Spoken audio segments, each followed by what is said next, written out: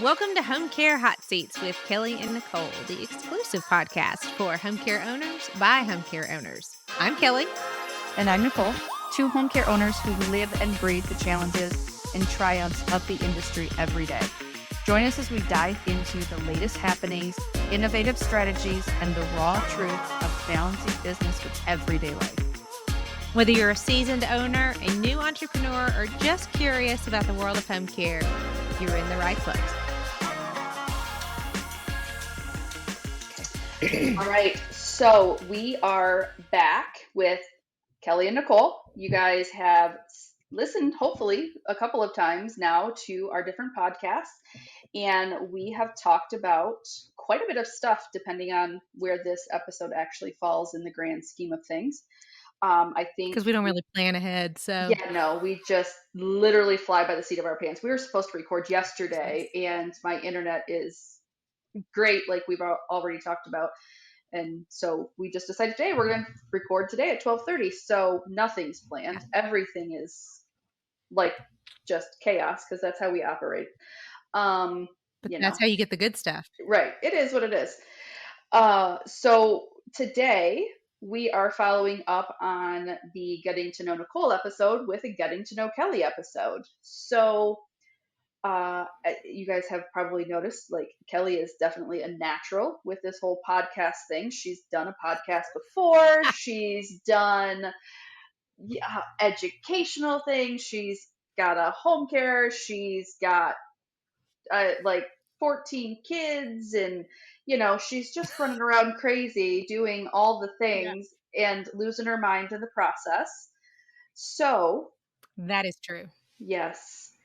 Talk to the audience, Kelly, a little bit, like, start us, at where did you grow up? What did you go to school for? Like, start at the beginning and tell us all the things.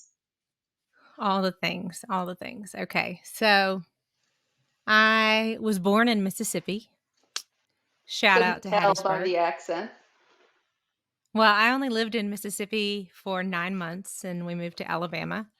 So I was pretty much raised in Alabama. Oh my gosh, we got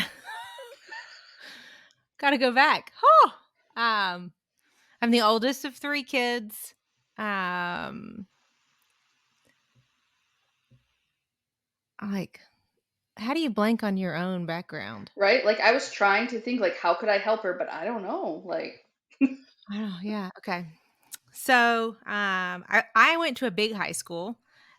I graduated with like 300 people. oh my gosh. Fun fact, met my husband in high school. So we went to the same church. But yeah, we went to different high schools, same church, and we were both athletes. And so we met, I guess it was junior year. So we were like 17. Aww. Yeah. So, but he went to a very small school, kind of like yours. So he graduated with like 40 people. I graduated with 300 some odd folks. So it was a different environment kind of, but we went to prom together. We actually both had planned to play ball in college. And if you were an athlete growing up, in it for a competitive school, then you know that like your whole world revolved around athletics. Mm-hmm. And by the time senior year came around, and we both were just burned out. So we actually stepped out of our scholarship agreements in December before we graduated. And thankfully, we both were very good in academics as well, because we had to come up with that money some way. So we both had academic scholarships and ended up at the University of North Alabama together. Intentionally together? Yeah. He actually folled me. I had already John. decided, and I know. And so he decided to come as well. But small school. And Yeah, so, University of North Alabama in Florence. My degree is in communications PR. Um, my husband's is, he has an undergrad in biology chemistry. And so right after graduation, we got engaged and got married. Actually, we got engaged in February and got married that November, right before medical school started, I guess.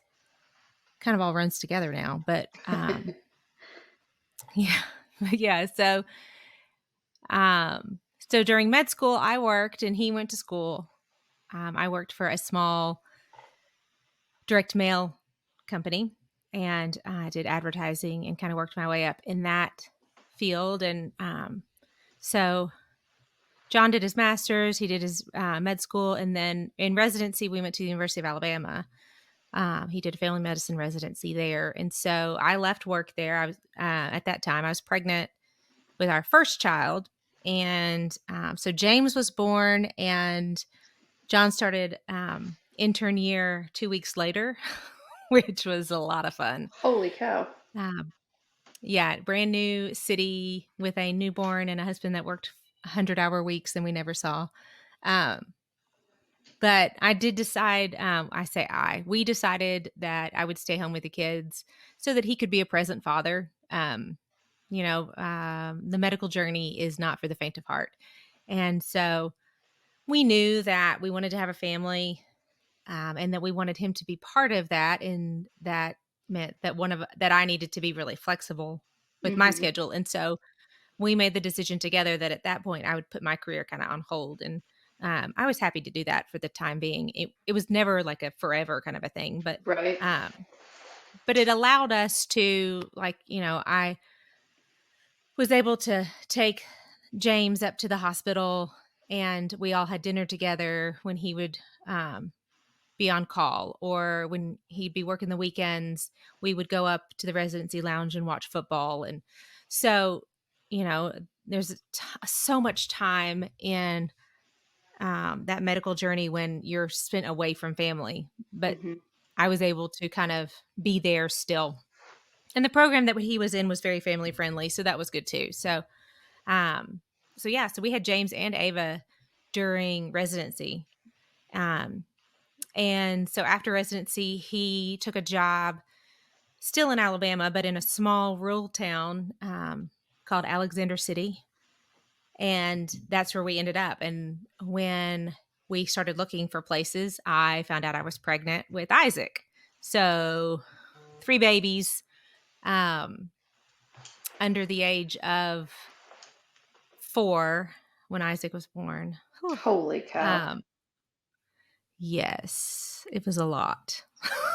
um, yeah. So after a little while, after Isaac was born, really is when I kind of decided, John was done with his training. He was in his career. We were in a better place where I was ready to get back into the field. And it's funny because I was trying to decide what I wanted to do. And my parents were both small business owners, entrepreneurs. Um, my dad owned a pet store growing up, and then he always had like some kind of a side gig, and like he had gumball machines out at the like all over the place in the mall, and he had these cappuccino machines at one time, and my mom had a basket business, and so it's really kind of funny. I never really thought about it from a family kind of entrepreneurial spirit, Hmm. um, but yeah, so I actually worked for my aunt in high school and in college when I would come back for the summers as a caregiver, and she had an in-home care agency. And so she worked at a day center in the beginning, and so I volunteered at the day center when I was like 15. And then when she opened up her home care agency, I naturally went and worked for her. So I was a caregiver. I did scheduling. I answered phones. I did some marketing, or like taking donuts to people, if you want to call that marketing. Yeah, um, yeah. yeah, I did a little bit of everything. And but then like we went to college, and that was never really. I never really wanted to be in healthcare, so that really never came up again. But we lost my aunt. Golly, oh, it's been almost 10 years now, I guess. Um, and so when I was trying to decide like what I wanted to do and realized like my degree in PR wasn't going to do much for me in small town Alabama, Mhm. um, my mom had actually said, Patty always thought that you would go in business with her. And I didn't know that. And so I was like, huh, okay.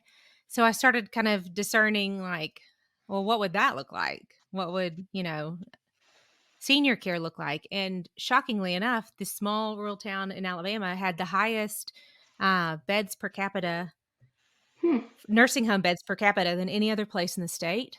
Um, the highest average age in the state. And so it very much was an older community where there was a need and there was um, no one providing home care um, in the area. I mean, you've always got these like really large franchises that are outside that are trying to serve a small area, Right. but if you're not in that community, then that's really tough. And so there was no one in that community providing, that resource. And so it's interesting if you look at my logo, and I'll put it in the notes so you can kind of see it. But so my company's called Beyond, and there's a yellow butterfly. And so when I was talking to mom about trying to decide what I was going to do, I told her I was like, I have no idea what I'm supposed to do, but I just know that I'm supposed to use a yellow butterfly in my logo. Hmm. And mom said, "Why? What are you talking about?" And I said, "Because it does not matter where I am. Like there are yellow butterflies everywhere." And I'm not one of those that like notices that kind of stuff very often. And I said, "But mom, like I'm on the middle of the lake in the boat and there are freaking yellow butterflies like landing right in front of me. I mean, it's just bizarre." And she said, "Well, have you looked up what the meaning is of a yellow butterfly?" And I was like, "No." So she pulls it up and she says, okay, well, like Wikipedia or whatever says that the yellow butterfly is a symbol of hope, of the soul's passing, and of like renewal. Um, and she said, "Kelly, I think the yellow butterfly is Patty." And that was my aunt. Aw. And I said, "Well, then I guess I'm opening a home care agency." And that was it. There you Like have that it. was I mean, it like even looking back on it now, I'm like, what the hell was I thinking? you know? I think we all think that some days. What did I get myself into? I just because I saw butterflies everywhere. But I had asked for I'm very, we've talked about it, I think in other episodes, but I'm a very faithful person. I'm very Hmm. much like like I believe um that I'm here for a reason and like, point me in the right path, Lord. And so when I was in that position of like, okay, am I going back to work? Am I staying home? Like I had prayed and was just like, this is a big change, Lord. And if you want me to do this, like you're going to need to hit me over the head with a sign. I'm going to need something like I mean major. And so I had prayed for that. And so when I got it, that was like, okay, I hear you. I got you. Um so yeah, so we've been in business now for 7 years, weathered a lot of storms. Hmm. I can safely say now that I am exactly where I'm supposed to be, but never in a million years would have thought that home care would have led to this. Right. Um, which is kind of crazy in and of itself, but yeah, I mean, the path to it's never like exactly what you think it's going to be, right? But Hmm. the journey is beautiful. So, Yeah. And you've got a lot of really cool things coming out this year. So all of that yeah. work has kind of led to one. I think you talked in another episode about like finally being where you know you need to be and kind of doing what you know you need to do. and that's kind of put some other projects in your path, and you've done some of these other projects. So give the listeners kind of an idea of what they can expect to see from you in this new year. What have you been working on? What can we expect to Yeah. see? Yeah, so early on in home care, I realized that, um, what we do is amazing, but Mhm, it's a Band-Aid. mhm, And, there's nothing that pisses me off more than being a Band-Aid, right? Like, if there's a problem, I want to fix it. And so it is frustrating when you can't fix that problem. right. So very early on, I realized that I did not know enough about the aging industry as a whole. And I didn't understand how all the pieces kind of came together. So I poured myself into that education side of it. And that is really where I'm at today. It is, it was, it still is so frustrating to me when you've got a client's family who is just distraught and overwhelmed because they don't know who to contact or where to go or what to Mhm, do. Because what the aging industry is just so segmented. It is so siloed. Um, so from that, I poured myself into that education. I got my certification in senior advising and did some other things. And so this last year, I put together a digital course or an online course called the Aging Parent Blueprint, and it was really a 6 module course that took a an adult child or someone with an aging loved one through the entire continuum of, what do I need to know for my parent who is aging, through the finance, through the living arrangements, through end of life, you know um, all of it. And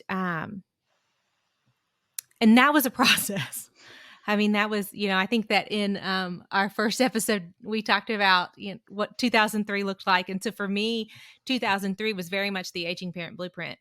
Um, and so when I rolled that out, I then had home care owners asking for it, mhm. which I would love to say that I was like insightful enough to know that that would happen.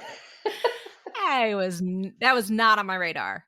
Um, I thought it was me. I thought I was the only one that didn't understand the industry as a whole and Yeah. the like aging, and but the more owners and the more, people I talk to in the industry, the more I realize that this is not something that is widespread. We don't know all the different pieces, and we don't have to know that for sure. There's a lot of people who are okay staying in their, little segment, but to be a total professional resource to clients, and that's what I wanted. I needed to know how everything fit together so that when you called about home care services and I asked a couple more questions and realized that you just discharged from the hospital and really you need to be in a skilled rehab facility before we go into um, home care. If I didn't know that you can still discharge home and you have 30 days that you can go back into a rehab facility and these are the different options, then I couldn't be that resource, right? Then I Right. would just try to take that client on for home care. And I mean, there's nothing wrong with that, but to give somebody the full resource available, we've got to know. Mhm. There's Um, a bigger picture. It's not siloed there's just to home care. Everything needs to work together. Yeah. Yeah. Yeah. And there's just not a lot of people out there that do that guidance, Mhm. really. And so talking to home care owners, what I realized is that we need to be the people that do that. Mhm. We really There's a seat at the table that we could be taking for that. And so yeah, so I put together really just from that aging parent blueprint what home care owners and really their operational team, because it's not just the owner that needs to know it, but it's the team. Right. So I put together a 4-month program for that and rolled it out, and it starts in February. So really excited about that, um, because my goal with the Aging Parent Blueprint was to make an impact on adult children and their aging parents, right? Mhm. But what better way to do that than using home care owners as the means to get there? Like, Right. I can affect so many more people. And so that is huge. We're also taking the aging parent blueprint um and certifying it so that it is a course that you can get certified in to teach Hmm.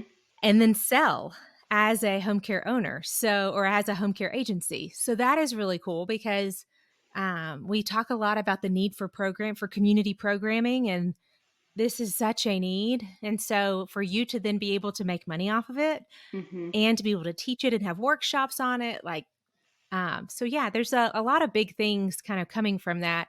Um, I've gotten a lot of attention lately for my social media presence, which is hysterical to me because I'm not a social media guru at all. Like, so when people started calling me the social media girl, I was like, "What?" Um,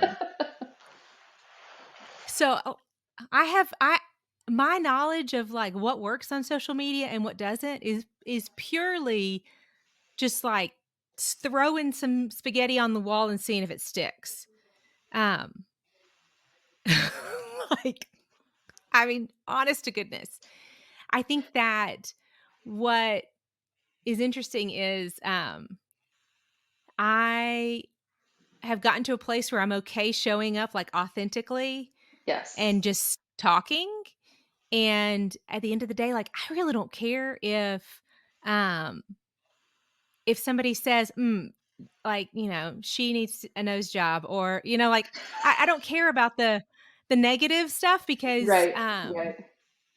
like, my whole purpose is to serve is that service, and, so, yeah, it's not that I'm, like, a social media guru, it's just that I think that showing up authentically on social media is one of the best ways that I can, encourage and educate other people, but, yeah, it kind of makes me feel a little inferior or, like, that imposter syndrome, when people say that because I'm like, "Ooh, there are a lot more people out there that know what they're doing, and I'm just doing it."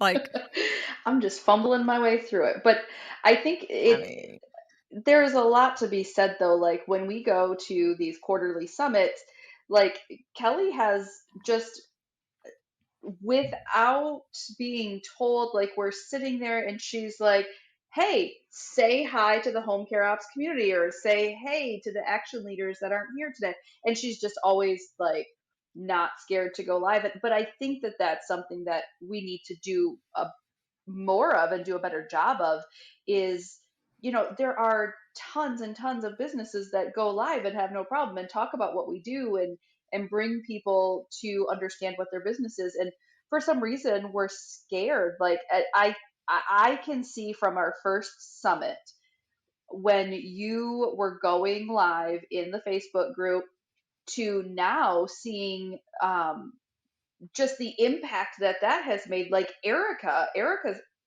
always going live and doing something and talking and um I know. I like love doing it. these whole campaigns. So yeah, there are a lot of other people out there that might be doing this, but when we talk about impact and people that are making an impact, I think anybody listening that has seen Kelly go live fully understands the impact that her impromptu lives tend to do to our industry. So I think you are shaking it up and on top of the aging blueprint and the education you have coming out in February, there's also this podcast. Like we're doing this podcast now. Yeah. So I mean, there's a Which is so lot. crazy how it even came across I because we basically were know. like, "We should do a podcast." We're so much better And than everybody else. that was it. Like, we pitched the idea and they were like, "What do you wanna talk about?" And I was like, "Everything. Everything. Everything people don't talk about." And Yeah, and Clint and Jess were it like, just yeah, happened. cool, go do it. Eh, Now, I will tell you, listener, that these are pre-recorded sessions because no one really, um, is comfortable with us going live. Yeah, we are. I mean, to an extent, we are on a leash.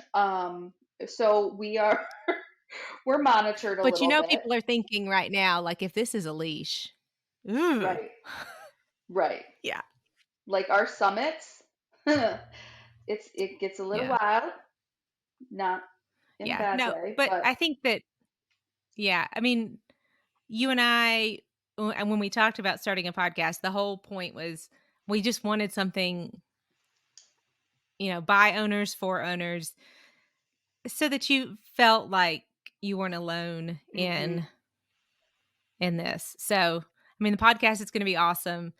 Um, yeah, I mean, I really again, I wish that I could say, like, this was all so very intentionally thought out and, like, um, you know, plans were the vision and yeah, no, I think we no. had like one or two Zoom meetings and then a face to face with Jessica and Clint and Katie and Kevin. And then we were like, cool, we're going to start recording next week We're and done. Yeah, we'll fumble our way through it and we'll figure it out as we go because action leads to clarity, right? So here we absolutely. are doing the Absolutely. action. So far doing podcasting, what has been, and I think we've recorded what, 4 or 5 different episodes now? Something like that, yeah. What I mean, I feel like we're getting the hang of it. We're figuring it out. Um, Looking kind of where you're at now, either, in home care or doing the podcast, doing like the influencer thing. I hate Ugh, that word, I but I I know, I hate know. I hate that. Um, what would you tell young Kelly getting into this Oh my industry? gosh. Oh my gosh. Oh. Just buckle up. It's a Like, ride, you have man. no idea. It is a ride. Um, yeah, just buckle up. I think that if I had to tell my an original 2017 new owner self something, it would just be like, it yes, it's hard today, but, one day at a time because today's hard is different than tomorrow's hard. hmm The hard that we have now is nothing like the hard that I had then. I can remember still having conversations with my husband because, I mean, I was always on call and it would affect me, right? Like you hmm got a client yelling at you and I would hold on to that and it would affect me all weekend. And now, I mean, it's just an answer, a talk, and a if I am ever on call. Um, it's just so you grow with it, and I Yeah, think that's okay. yeah, I think that it's okay to mess up and make mistakes and hmm I mean to fall flat on your face. Let's just be real honest about it. yeah, I mean, the best lessons I have learned have been from some really big mistakes. And that's why I like to teach my team that, if we want to be innovative, if we want to do things differently, and we do, like very much so, I don't want to be the status quo home care at all. And hmm so we're going to mess up, and that's okay. And at the end of the day, when you make an error, tell me about it. Let's figure out how we fix it, and we're going to move on because I mean, this industry is just unique in that way yeah, for and sure. it's ready for disruption. And so the only way that we can create that disruption is to start shaking some boats. Yeah, absolutely. I think that's a great piece of advice for younger Kelly and also any of the new listeners out there that maybe haven't heard our conversations before or are new to the industry in general. I think a lot of people are seeing one, the need for senior care, and also they're anticipating, the silver tsunami that we're getting ready to come into, where there's going to be more need for care than what we have caregivers or agencies or assisted livings. So I think we have a lot of new people coming into this industry. So it's a good piece of advice. And I think that overall the message is there's going to be trouble no matter where you're at in running a Yeah. business. There's always stress, but from where you were 7 years ago, it gets so much better. There's always Yeah. stress, but it gets so much better once you get some clarity and you really figure out your mission and your drive and what you want to do. There's always turbulence and up and down, but it gets better. Yeah, I was Hang in talking there. I had a call with one of the, action leaders yesterday, and she's putting a lot of systems and processes into place, and she said, I've failed so many times, like, this time I can't fail," and I said, "Well, I mean, here's the thing, like, systems and processes make a huge difference, don't get me wrong, Hmm. but what they do is that when you do fail, they don't make it so that, like, the everything is crumbling around you. It's just a little Right. easier to pick it up. But you're still gonna lose back-to-back 24-hour clients.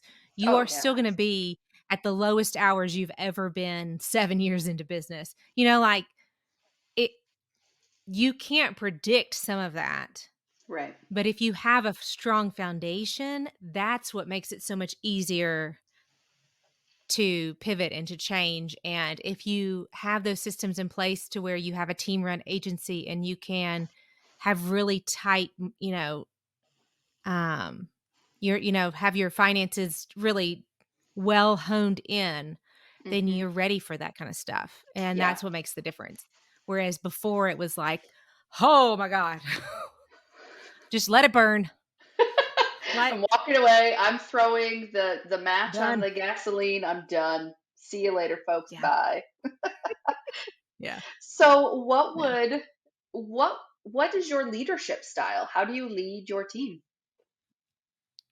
Yeah. So I'm very much a kind of a teach, train, and coach leader. Hmm. I don't really have a hard time delegating and letting somebody else do stuff. Hmm. Um, Especially once someone shows that they want more and I love that. Hmm. I will expose you to anything that you want to. And I always tell when I used to do the caregiver um interviews, like, I would always tell people that, like, if you wanna learn something, I'm an open door. If you Yeah. wanna learn how to start an agency, like, come on, let's chat. Um, so for me, it's very much like I'm gonna take you along with me, show you the good, bad, and the ugly, and then I'm gonna let you, do some of it, and, it's worked out really well for me because I have an amazing, director of care, Kirsten, shout out Kirsten, She's and amazing. she's amazing, and she very much rose to the occasion, said she wanted more, so that's kind of how I brought her into the, like, let's teach and train, um, and then I stepped out of daily operations a little over a year ago, and we've just slowly gotten to a place where she has become more comfortable making decisions, and there are still times where she'll call and say, "Hey, can I run this by you?" Because that's what I never had too, Hmm. like, Yeah. sometimes you don't need the advice, you just need to hear yourself say it out loud and hear Right. someone else say, "Yeah, that's exactly how I would handle it." Hmm. Or,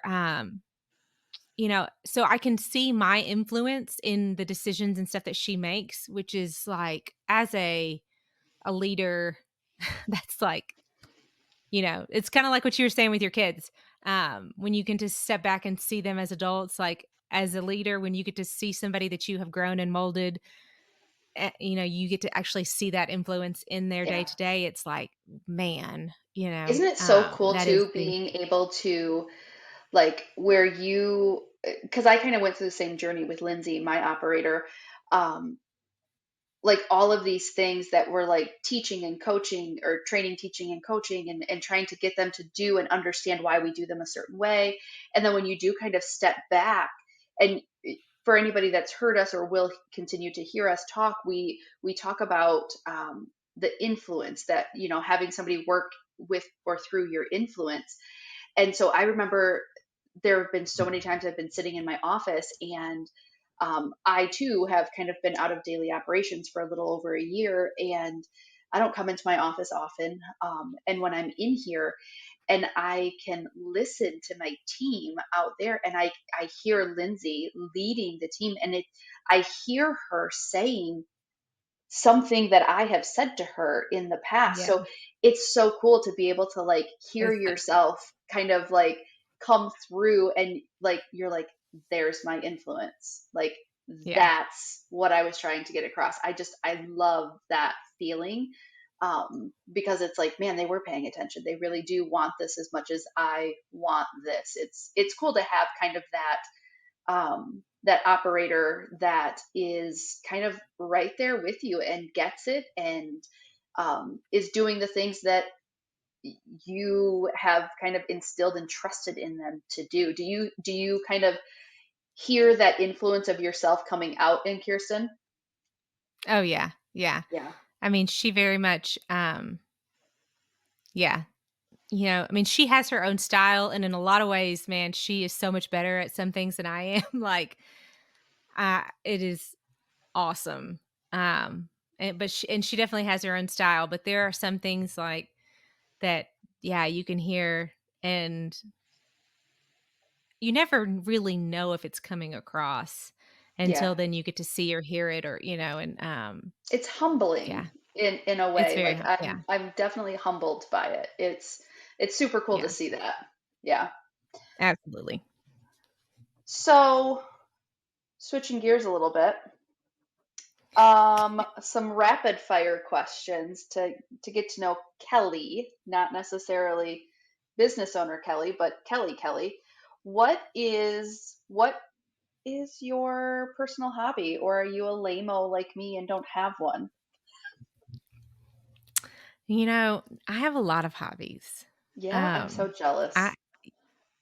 I'm kind of like I get really into something, and then, like, I'll drop it and get really into something else. I do that. Um, But that's why I say I don't have a hobby, because I do like something for a minute. I might like deep dive into something for like 3, 4 months, and then I'm like done and over it. yeah, yeah. Right now, it's funny, I'm, like, really into paint by numbers. Oh, I know, it's so random. There is something about, like, having to, like, really pay attention to what you're like, the little bitty places and painting it, and I'll put my headphones in and a podcast, and, like, I just zone out. It's very cathartic, I guess. Yeah. paint by I numbers. l I'd have I'm a never guessed. I know, I'll have to share some of my latest creations. Yeah, put some pictures up for us, some portraits. Yeah. And I'm a gardener. I don't do a winter garden, because, ew, it's cold, it's yuck. Um, but I do a spring and summer garden, and only really got into gardening a few years ago, but I really, really like it. And, I live in the South, so we've got a great climate for it, and, so I grow all kinds of stuff. Like, okay, so I'm today years old, when I realized that clearly if you live in warm areas, you could garden year round. So I'm in Michigan, and Yeah. we plant in the spring for the spring, summer, and maybe fall. But yeah, like there's no winter garden. Never even thought of that concept. Yeah. I mean, there's a lot of people that do a winter garden. I'm not as into it. Usually that's the time of year when I will, like, clean my garden, and but, like, there's a lot of people right now who are getting started with their seeds um in the South. So this is so funny, but Katie, who is our community manager of the home care ops, so she's a big gardener too. And so I was telling her the other day that, like, I low key stalk her on the Baker Creek seed site because we're both on these, like, Facebook groups for their their heirloom seeds. And, like, we're in the same kind of zone because I think she's in somewhere in Tennessee, and so I'm not that far off. And and she grows all kinds of stuff, and so I'm, like, watching and trying to see. And yeah, so I'm I not a had no like, I'm not. idea you and Kelly, or you and Katie, had that same connection. That's I know. Yeah. Interesting. I'm not I'm not great at the seeds because, like, you have to start those indoors and you have to have, like, the Yeah. lights and you I have to do it this time of year, and so this time of year is kinda crazy for me, and, so, yeah, I'm not as good at doing the seeds, but, when I'll direct sow some things, which is, like, when you put seeds directly in the ground. I'll do some of that for spring, and then, I always have a lot of different stuff for the summer and the So are fall, you so, growing like food or are you growing like yeah. flowers? Okay. Huh. Yeah, I mean, I do some flowers just because you need to have some pollinator things for the, bugs so that you can get your stuff pollinated, but, a lot of, like, peas and beans and squash and tomatoes and lettuces, like, I'll do a lot of lettuce in the spring. I've done carrots and potatoes, um, yeah, just a lot of different Huh. things. Well, you heard it here first, folks. Kelly is a gardener. Who knew? Yeah, Who so if knew? I wasn't doing if I wasn't doing home care, honest to goodness, like, I think I would just because we live on 6 acres, but it's in a neighborhood. I seriously think I would just, like, garden. I mean, obviously not I'm not gonna make any money off of it, but, like, I would literally be outside all the time with my big floppy hat and because like, the thing about gardening is it's so stress relieving. Like, if you take care of your plants, they produce. It's not like your kids, like, they whine and they fuss and complain and your plants, they don't fight with you and, it's awesome. I do have a lot of indoor plants too, like, you can kinda see back here, Yes. See, I have some indoor like, some of plants. these. Yeah, Yeah, so nothing these are outside some of though. my indoors, um, just yeah, but, a lot of them still live outside during the warmer season, but we bring them in for the Hmm. winter. Yeah, Yeah. so when I say like I like get into things, so I was with a girlfriend of mine. We were on a girls' weekend, and I was like, you know what? I'm gonna start like having plants. I'm gonna start growing plants inside. Like, so her mom like took us around this town, and we just like I don't know why, but there was like all these people giving away like free plants on the side of the road. So we were like grabbing free plants, and I ordered like 3 or 4 indoor plants, and then one day we'll get into it, but my husband and I bought his grandparents' house, so his grandma had plants, and so like I inherited her plants when she moved into her little house on her property. So I have all these plants, and I tend to go overboard with things. So I like plants everywhere, like grow lights here, grow lights there, like watering cans, and I bought like the spray mister glass thing, so Oh, it yeah. looks super cute, like stands, and now I have all these plants, and I have to like water them. And I'm Yes. doing it. Like I'm still doing it like almost a year later. But I'm like, man, taking care of plants, like watering them once a week is a lot. And like you water things differently and like Yes. sunlight is different. And it's been an Yes. absolute mission. We live in a house that's underground. So there's like not a lot of sunlight. So you're like too much grow light, not enough. It's Yep. anybody that gardens good for you. It's a whole thing. It's a thing. Yeah, Yeah. it's a whole thing. Huh. Okay. Well, Kelly the gardener. All right. Yes. What is on your playlist right now? Um, man, I love music, so I have, like, so much on my playlist. Um, Before this podcast, I will just tell you that I was listening to my Spotify playlist, and, let me just pull it up here. So, it was the Girl Boss, um, playlist that I have. So, it's a little mix of Ariana Grande, um, Demi Lovato, Kesha, yeah, Legit girl some bosses. Pink, Love it. Lady Love a good Gaga, yeah. love a good Pink, Lady Gaga. I sound just like Pink Yes. and Lady Gaga when I sing. Yeah, I Like bet you do. just like them. You should What tour. I should. I might get on tour with both of them actually. Their people have called my people. Um, what podcast are you binging on right now? Besides ours, obviously. Besides ours. Oh my gosh. Let me see. Okay. So I just finished going through like all of the Dateline archives. Um, I know. Yeah, Like we've talked about it's our so sad. true crime love. Yeah, I'm like a crazy true crimer, for sure. I man, like I listen to all kinds of stuff. But yeah, I did just like deep dive into that.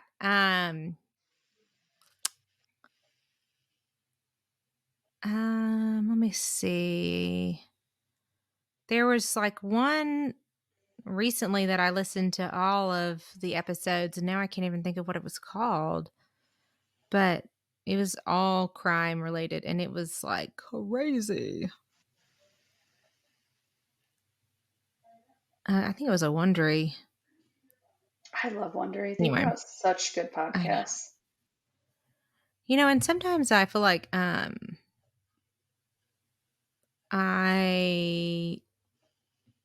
like they're I mean, I think sometimes like I miss them when they first come out or something. But I mean like I loved Dr. Death and, all that kind of stuff. Yeah. But I want to say I can't even find it now. Have you ever listened to Financial Feminist? No. It's a super, like, that was when I first got into listening to podcasts, that was one of the ones I binged on. Um, Yeah. it's a phenomenal financial podcast. Like, Hmm. she just talks about all things finance and budgeting and business credit and like different niches of the business world, how to set up money market, the difference in money markets and savings accounts, like those things that people don't know, but they're scared to ask because they Yeah. assume everybody knows that information. That was one of my first podcasts I listened to, and I actually learned a lot from it. And And what's it called? it's called Financial Feminist. Okay. It's super good podcast for somebody who is doesn't really want to ask the questions that sometimes people assume because we're business owners we just know things. Oh my gosh, the And financial stuff, no. yeah, Mm-mm. like they just assume because we have businesses we know all kinds of different financial information. Hers was actually a really good podcast to kind of I could learn without having to feel dumb and ask questions. Nice. Okay, so I found it. So The Opportunist, have you listened to that? No. So The Opportunist, it's kind of like a true crime documentary. It's different episodes, but it's all about different people who were opportunists basically and took advantage of other people. It's crazy. Mm. Um, I like binged that during the Christmas season because it's so like Christmassy. And Nobody Should Believe Me. It's true crime. It is so it's all about Munchausen's and Munchausen's by proxy Oh. and yeah, especially because of the um that Kowalski Netflix series that came out. Yes. Yep. Yeah, so Take Care of Maya, totally different like when you listen to this, totally different perspective, Hmm. because we're talking about medical child abuse, and so really interesting. As somebody who did investigations, you would be all over this. Yeah, I'll have to check that um out. That'd be super cool. yeah, what's really interesting, I think what got me hooked is that I actually have known multiple people in my life who had Munchausen's by proxy. Yeah, you And were telling me about that. yeah, so kind of crazy, but I in the time when it was all happening, I never would have known that that's what it was called or like that's what Hmm. it was. But being able to look back on it now, that's 100% what it is. I've known, so Munchausen's is when like you yourself, you're making yourself ill or something to get, and by proxy is when it's through another person. So typically it's a Hmm. child. And so I actually have been involved in like multiple scenarios of that throughout my life. So kind of crazy, but yeah, those are two really interesting ones. Yeah, I'm gonna have to check that out. That sounds like a good yeah, podcast. Have you ever yeah, it's pretty listened good. to a podcast called The Deck? No. Mm-mm. So that's true crimey. It's super cool. What they do Okay. is like a deck of cards. They assign Yeah. like an unsolved murder or disappearance or something to like a four of hearts, and they put all of the information that they have on this card and they circulate that through prisons and try What? to find out information about this murder or this missing person. And it's called The Deck. And so each episode starts with, the card number and all of the information that they have on this missing person or this murder. And then they try to get information from people that are either in a prison in the area that they're trying to solve the murder mystery, whatever it That's is. crazy.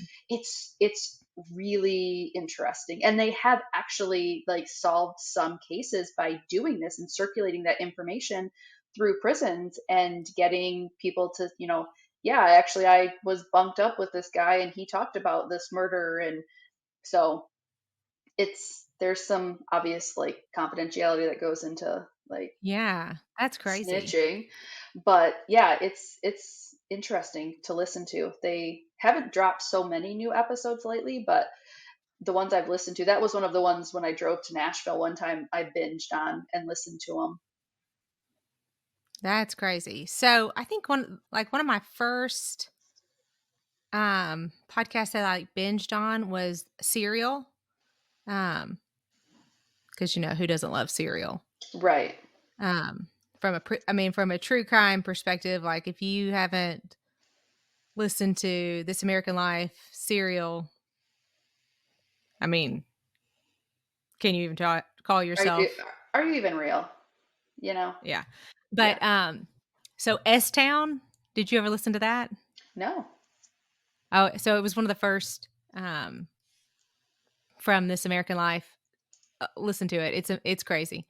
But it's it happened very near me, especially Oh. where I grew up. So, I mean, we didn't know any of the players involved or anything, but the counties and the stuff named, Huh. yeah, very, very That's crazy. cool. Yeah, I Yeah. I decided for the month of January only, I'm taking a break from true crime just Mm. because it was like all I was listening to. So anytime I get in my car, like the darkness would start. Yeah. I'd like go to take a shower and the darkness would be playing. I'd be getting ready and it's dark. And I was like, all right, I want something just like funny and laughing and engaging and Yeah. or just like absolutely nothing at the same time, like just people talking and kind of to drown out the nothingness sometimes. So that's I'm like binging on like nothing, right? Not nothing. I don't want to say nothing because I'm like listening to a good podcast, but just nothing true crime related. So, Yeah. what has been your favorite podcast experience so far? 3 recordings in. um, I don't know. Um, yeah, I don't know about that one. Okay, Probably just being we able to can. like sit and chat, you know, It's almost like shoot the cathartic shit. in a way, you know, Yeah, it is. It is. Until people then listen to it and call us on our on our bullshit. Yeah, that's what I'm not looking forward to, especially when we start doing like the don't come for me segments, because Yeah. there's going to be a lot of things that I think that we don't necessarily agree with people on. And like Yeah. now it's all just fun, like, and almost therapeutic, and we're just talking and venting and getting things off our chest. But like the battle hasn't even come yet. No, it's not even close. It's gonna be good stuff. Oh, all right, folks. I hope that you have learned something about Kelly that you did not know, or gotten more information on something that maybe you did Than you know just wanted, a yeah. little bit about. Yeah. Um, Kelly, if somebody wanted to find information out about your um, Aging Parent Blueprint or the program you have coming out in February, how do they find that? Yeah, so everything, for that kinda side of my business is under, Kelly Adams Online. So you can go to the website, kellyadamsonline.com. That's my handle for Instagram, where I post a lot of the content for, aging education, or you can email me at kelly@kellyadamsonline.com. Thanks for joining us on Home Care Hot Seats with Kelly and Nicole. We hope today's session has given you insight, inspiration, and a sense of community in this ever-evolving journey of home care ownership. Don't forget to subscribe to our podcast and share it with other fellow home care agents and professionals. Have a topic you want us to discuss or a story to share? Reach out to us and join the conversation. You'll find the links and contact info you need in the show notes below. We'll see you next time, same time, same place. Bye for now.